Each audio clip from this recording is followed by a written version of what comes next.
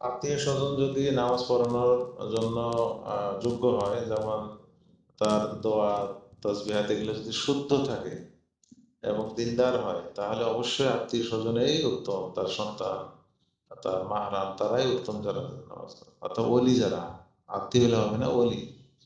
ওলি বলতে তার অভিভাবক, যে যে যে মারা গেছে তার ছেলে হলো তার অভিভাবক, যে মারা গেছেন তার বাবা হলো অভিভাবক, হ্যাঁ, বা দাদা, এরা হলো অভিভাবক। এরা যদি পড়াতে পারে, যোগ্য হয়, তারাই উত্তম। তারা যদি না থাকে, হ্যাঁ, চাচাতো ভাই আছে, বা ওই যে মনে করেন যে দূরের আত্মীয় আছে, তখন তাদের চেয়ে উত্তম হলো ইমাম, মহল্লার ইমাম। হ্যাঁ, এটা খেয়াল রাখতে হবে।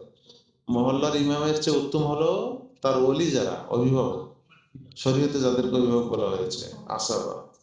আর যদি অভিভাবক এরকম না থাকে, তাহলে আত্মীয় না, তখন উত্তম হলো মহল্লার ইমাম। সালাম আলাইকুম।